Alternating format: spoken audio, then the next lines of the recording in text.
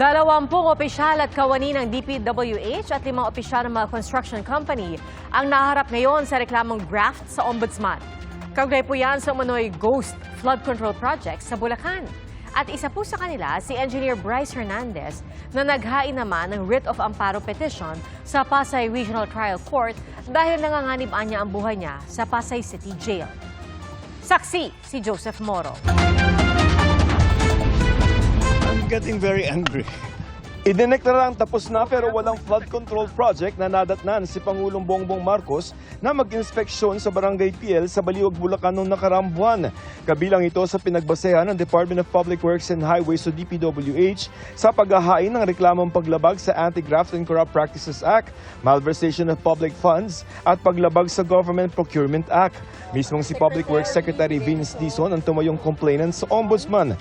Kabilang sa mga sinampahan ng reklamo galing sa DPWH Bulacan District 1, sina dating DPWH Bulacan District Engineer Henry Alcantara, dating Assistant District Engineer Bryce Erickson Hernandez, construction chiefs na sina JP Mendoza at John Michael Ramos, pati ang iba pang taga-opisina ng District 1 hanggang cashier dahil nabayaran ng ilang ghost project tulad ng binisita ng Pangulo. Pinakita din ng Pangulo, may resibo na bayaran ang Sims Trading.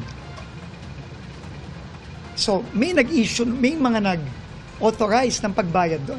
Inireklamo rin ng 5 taga-construction companies sina Sally Santos ng Sims Construction Trading na umaming nag-deliver ng mga kahong-kahong pera kay Hernandez, Mark Alan Arevalo ng Wawaw Builders, Robert Imperio ng IM Construction Corporation, Maria Roma Angeline Rimando at Sara Discaya ng St. Timothy Construction Corporation.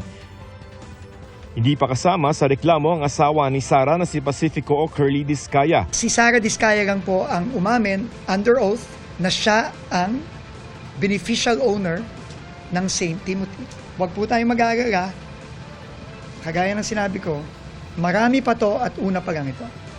Lumabas sa investigasyon ng DPWH Internal Audit Service o IAS na may sabwatan at paulit-ulit na scheme o sistema ang mga inireklamong taga-DPWH sa mga kontraktor para palabasing natapos na ang mga proyekto at makasingil sa gobyerno. Ngayong may nakahain ng formal na reklamo o complaint dito sa Ombudsman, ang Ombudsman ay magsasagawa ng preliminary investigation at pagkatapos ng investigasyon ay maghahain naman ng formal na kaso sa Sandigan Bayan kung saan ito lilitisin.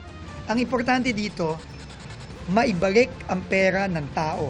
Sinusubukan pang makuha ng GMA News ang panig ng mga sinampahan ng reklamo. Ang abogado ni Hernandez gusto pa raw mabasa ang buong complaint. I haven't seen the complaint just yet. However, my take lang is, have we seen the complete picture? Bakit meron ng agad criminal complaint? And I just want to see sino ba ang respondents dito. Kanina naghain sila ng writ of amparo petition sa Pasay Regional Trial Court.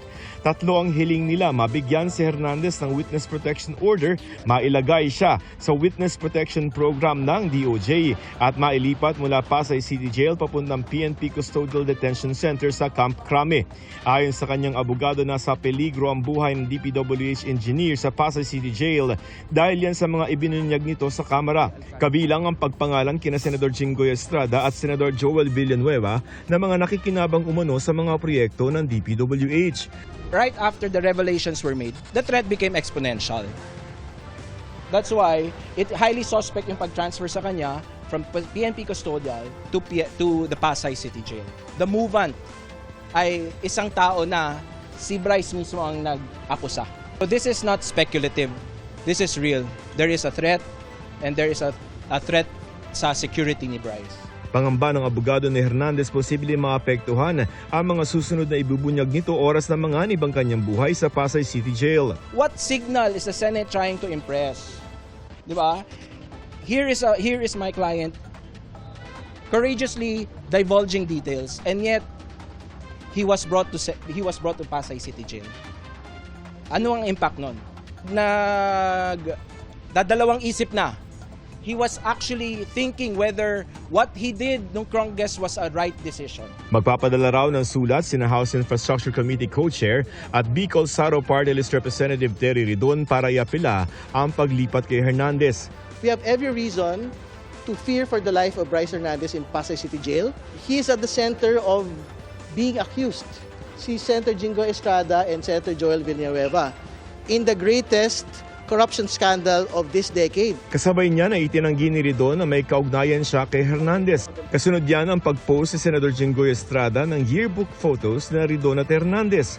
Ang caption niya, "Safe kaya tayo sa kanila." Nilagyan pa ito ni Estrada ng mga hashtag tulad ng investigation o reunion. At kaya naman pala. We were batchmates in grade school, but he was never my classmate and he was never my friend. No, so medyo nakakatawa ho na inuungkat po ni Senator Jingoy Estrada po yung mga yearbook pictures ko nung 12 years old po ako to make a connection to Bryce Hernandez. There's no connection with him. No, so I think that needs to be pointed out. The more important pictures would be the pictures of him with engineer Henry Alcantara, Yusek Bernardo.